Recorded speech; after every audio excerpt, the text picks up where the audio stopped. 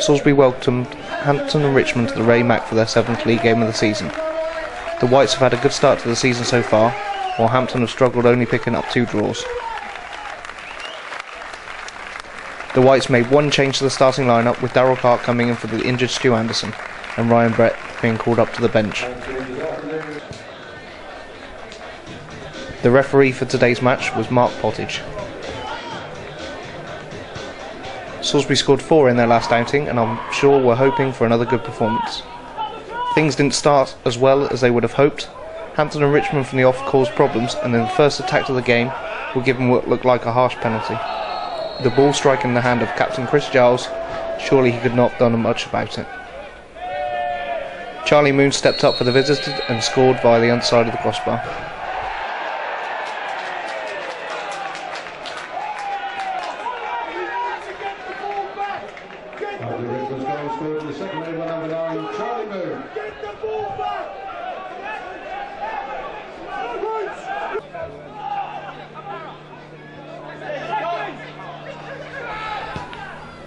Salisbury was still half asleep and could have gone 2-0 down, but for a good two-handed save from Connor Goff.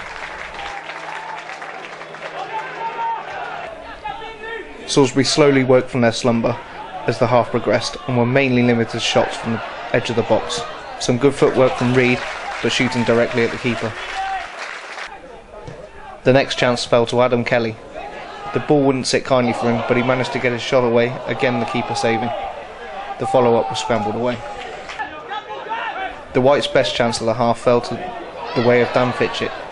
Adam Kelly squaring the ball with time and space, he hit a weak shot right at the keeper. Darrell Clarke started to come into the game more. Some neat footwork gave enough space to get a shot away from distance, but again not really troubling the keeper. Richmond had a lot of possession and passed the ball around nicely, but didn't really create any clear-cut chances. Their shooting was limited to those from range. Salisbury continued to press and create half chances, this time Charlie Knight flashing a shot just wide of the post from the edge of the area. The start of the second half was a near mirror image to the start of the first. Within a minute a spot kick had been awarded, this time to Salisbury. The referee again pointed to the spot for what seemed like a harsh handball decision. Reid stepped up and put away his 3rd penalty of the season and Salisbury's 2nd of the game.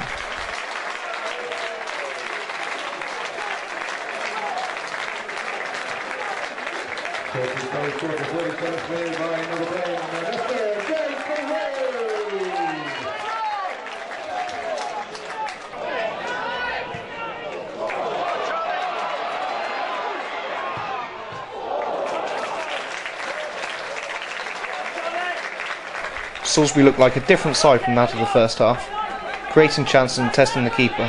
Charlie Knight shooting from wide. Hampton then broke quickly but couldn't finish as Tarpey's shot went just over from the edge of the area. But it was Salisbury with a lion's share of the chances. Reid again showing nimble footwork to create an opening, the keeper pouring the ball away. Reid it was again who forced another good save from Salisbury in the Hampton net. Again he was equal to the task. Salisbury finally made one of their chances stick on the 54th minute mark. Chris Giles reacting best to a Clarke flick on, heading home unmarked to put Salisbury into the lead.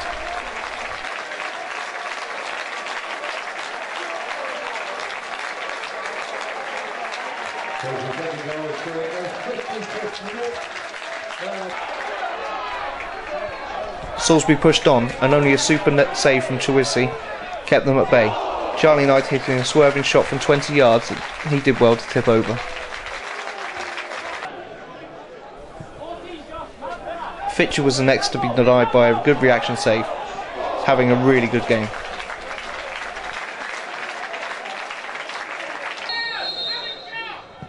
All of these saves looked like they'd had found reward as Hampton equalised. A free kick from 25 yards was flicked home by Matt Ruby to level the scores at 2-2.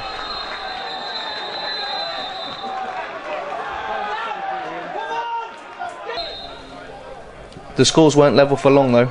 A dangerous free kick was swung into the box. Chris Giles met it back post with a header. Though the ball didn't cross the line at the first attempt, a combination of Giles and finally According to the supporters behind the goal, Matt Wright bundled the ball across the line for Salisbury's third. Much discussion ensued, but I think Wright can claim it.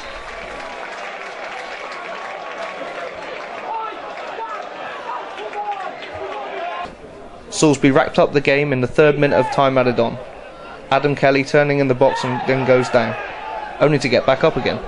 The Hampton players appeared to stop and appeal for a dive. Kelly did no such thing and calmly rolled the ball across the 6-yard box for Matt Wright to tap him for his 2nd of the game.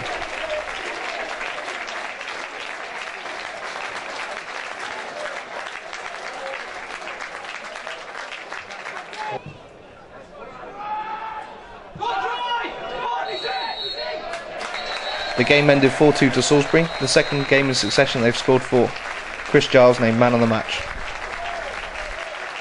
I think your favourite phrase of saying is happy days, but it was happy days eventually today, wasn't it? It's a good win, you know, where the biggest disappointment was going down 1-0 down after 30 seconds for a disputed handball, so disappointing for the start. Didn't really get going first half. Our quality wasn't very good at times, but I still thought we had 20-25 minutes in the first half. If we'd had a little bit better quality in the final third, we'd score goals. Second half, we changed things around a little bit tactically, formation-wise, and it worked a treat, to be honest. I think we could have got 7 or 8 goals second half, so delighted with the 4 goals we did score and delighted with the response of the players. I think Hampton Richmond played as I expected. I said to you last week that they tried to play football. A lot of good stuff along the ground, but they had no punch really to trouble us. They played a lot of good football, and obviously when they take a lead of 1-0, you know, they're picking holes in us a little bit, and I didn't think we pressed high enough up the pitch, which we, like I say, we adjusted second half and we were pressing high up the pitch and they couldn't seem to get out, so we camped them in and we finished our chances, so pleasing to get another home win. And 4 goals at home as well. 4 goals at home in the last 2 games, so looks like the problem with goal scoring's long and a distant memory, and then it long may it continue. Talking about goals, just settle all the arguments please. Salisbury's 3rd goal, we didn't know up here frankly whether it was Chris Giles or Matt Wright. Who was it? I don't know, they're both claiming it, so we'll have a look at the video evidence and then we'll see who the goal gets handed to. But I thought Wright did well when he came on and deserved his goal at the end. It might have got 2 goals, and obviously Giles, skipper leading by example, so really pleased with the second half performance. Very good performances all round. As you say, although we really started waking up after about a quarter of an hour, we didn't produce much in front of goal, but it's a little bit more clinical second half. Yeah, more clinical, you know, we needed to raise the quality in the last third and we did that second half, so I mean, it's always disappointing when you get back 1-0 down, set back, but that's twice now. We did it against Chora where we went 1-0 down early in the game, done it again today where we went 1-0 down in the game, and it's testament to the way the boys' character is in the change rooms. There was a few angry words said at half time from the players. Well, we're all disappointed, and I just look in the players' eyes and you can see the hunger and the desire there is there to make a response. You know, the change rooms wasn't quiet at half time, it was just how we're going to put it right, and we put it right. There's sometimes when you want to play early, if you've had a defeat or something. This week, of course, there's no midweek game, and next Saturday it's Bromley away. Bromley away, which is going to be a very, very difficult game. I managed to watch them pre-season, and they look a very, very decent home side, decent outfit. So it's going to be a very, very difficult game. But like you say, it's nice to go back on there on 3 points, and you know, still in that top 5, which is testament after 7 games with some wins under our belt. Well, we had a mini run before. This is the start of another run of wins, right. I hope. If I win 4 out of 5 on the next 5 games, Alec, I'm happy. So it's not really a mini run, is it? So 4 wins out of 5, you take that. What would you want to be happy with? 3 wins and 2 draws? No, I think I'd have it just what it is. Points wise, you see, obviously disappointed how we lost at Western, but which a lot's been said about that performance. But the points total we're in at the minute, it was testament to the boys.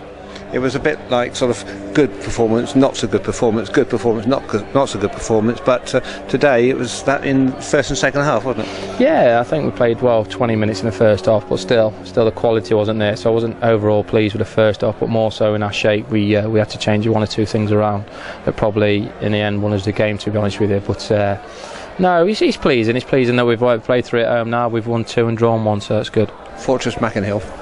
Yeah, let's hope so. Thanks very much, Darrell. Cheers. Thank you. Cheers. Before the game, Callum Hart was announced as the Players of the Month for August from the Supporters Club. He's also just signed a new contract. We caught up with him just after the game. So you came here on a non-contract basis. I'm just about to sign a contract with you to the end of the season, and I think you've really deserved that.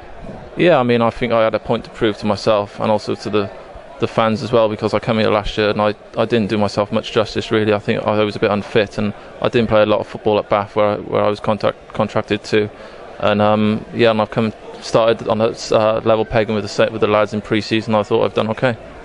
And what do you think in general is the standard of this league?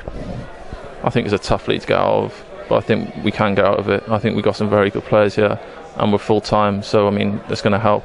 But in general I think there's some good teams, but I think it's one of those where I think anyone can beat anyone on their day, but I think we're showing signs of being a very good team now. And how do you think Chris Giles with me after that 4-2 win today? Chris, the score was 4-2. Do you think that was the right scoreline? Yes, yeah, I do. If anything, I mean, we definitely deserved to concede 2 because we weren't quite at it today. But in all fairness, I thought their keeper probably had the best game I've seen any keeper have so far this season. I mean, today was a potential banana skin for us, really, but we've dug in deep, got out there, reacted very well to it being 1-0 down. However we see it, having gone 1-0 down, the boys were brilliant and came back 4-2 winners.